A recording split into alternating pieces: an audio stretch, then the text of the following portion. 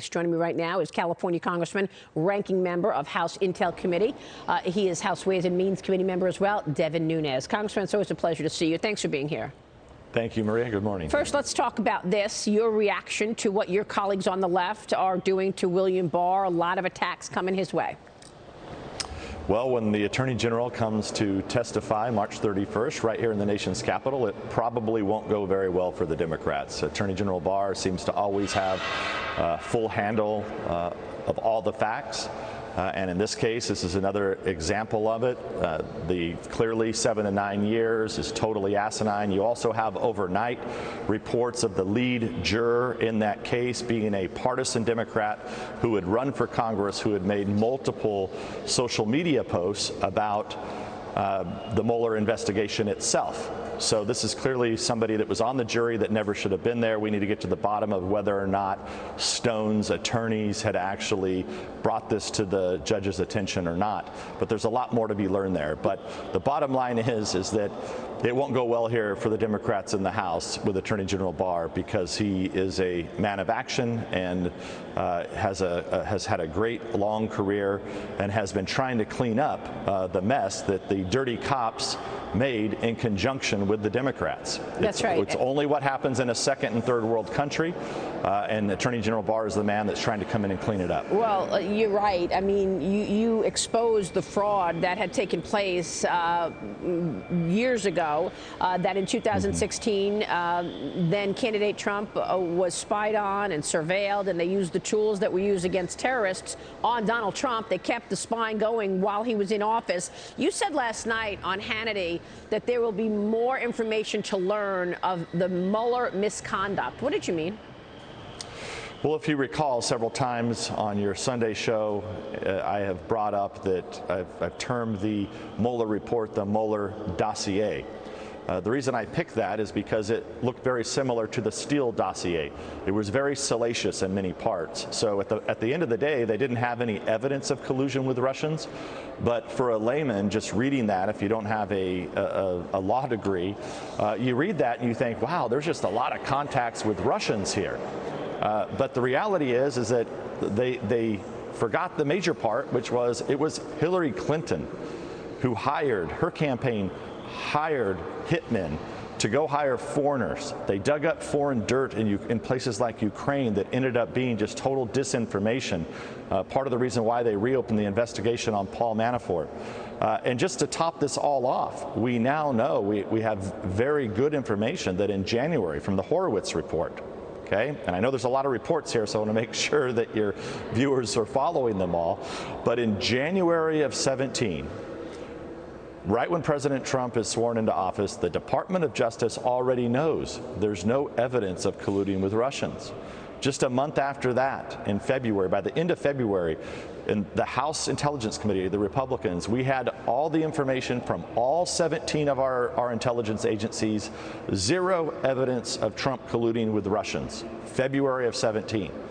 So then Trump fires Comey because Comey comes before the House of Representatives and says, oh, they're looking at the Trump campaign colluding with Russians. Well, they already knew the Steele dossier was bogus. They knew they didn't have one shred of evidence that there was any collusion with Russians. So then it fires Comey, and then McCabe and the rest of the dirty cops, what do? And Rosenstein now, I mean, that's in question. They open up an investigation into what appears to be just an obstruction of justice trap. And then, so by the time they get to Roger Stone and they're interviewing Roger Stone, you have to ask yourself, what on earth were they interviewing him for? They already knew there was no evidence of this. Right. And then, and lo and behold, the thing that they get him for is lying to the Democrats on the House Intelligence Committee, who were clearly on a witch hunt, clearly lying to the American people. And then the guy in the Senate Intelligence Committee, the security director there, is sleeping with a reporter, leaks likely the FISA to that reporter. It's made public, and then that guy then lies to the FBI, and you know what he got? 2 months. 2 months. Unbelievable. So I think, I mean, look, we want people to not lie to Congress, okay?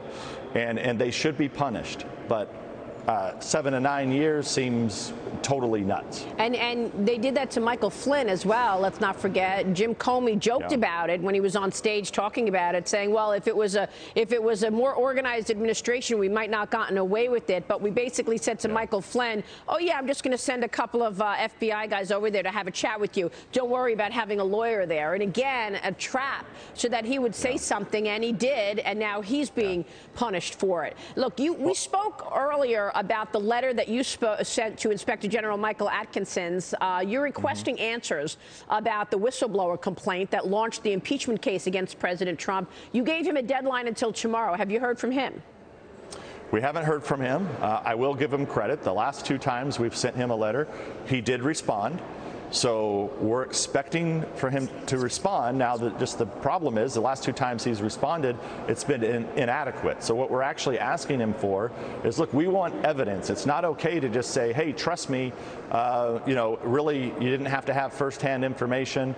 The form, that was just a mistake. It just got changed later. Look, there's evidence, and IGs are very good at tracking down emails. We need the documents of how the form was changed, who changed the form.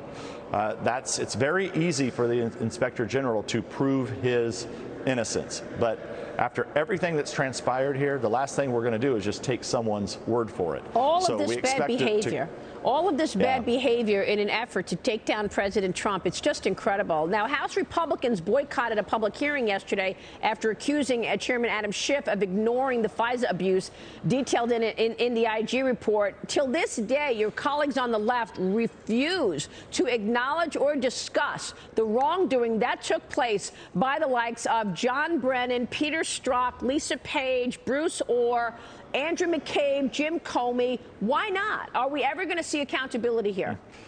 Well, look, they've been lying to the American people. The key that you're forgetting here is that the media has been in on this the entire time. So the media knew that they had the Steele dossier. They actually had versions of the Steele dossier before there was a Steele dossier. It's what I know Lee Smith was on your show this week. Lee Smith is the one that discovered that and wrote about it in his book. So there's an ongoing track record here of the Democrats lying to the American people, but being in cahoots with the legacy media who are just covering up for the Democrats. So it's more complicated than just Democrats. It's the Democrats.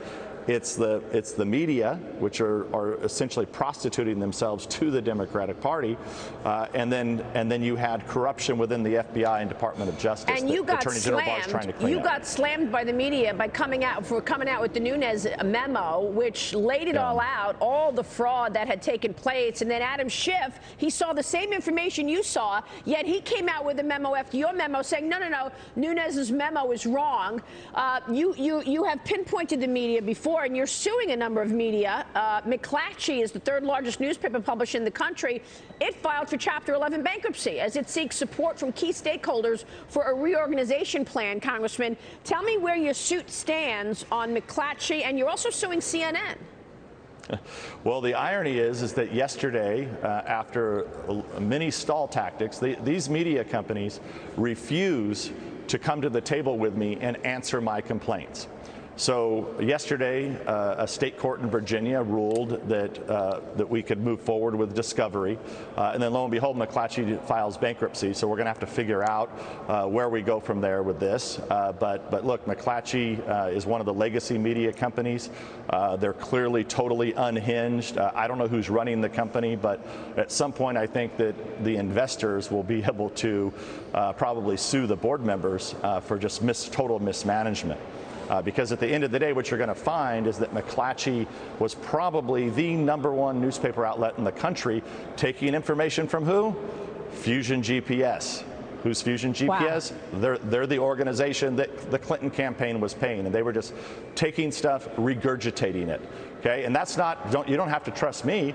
Fusion GPS actually writes about it in their book that they just wrote about. Now, Fusion GPS, we know they often lie too, so we don't know if what they're saying in the book is true. Wow. But clearly you have McClatchy and Fusion GPS that need to be brought into court in discovery. But however, they're doing everything they can but come join me in court. And I'm the one that's been smeared. Well, Congressman, let's not forget, and we got to go here because I only have a couple of seconds left, but let's not forget that John Brennan was all over MSNBC during the 3 years that America was in hysterics remarks over collusion with the president, he kept saying that there's collusion in plain sight, just like Adam Schiff was.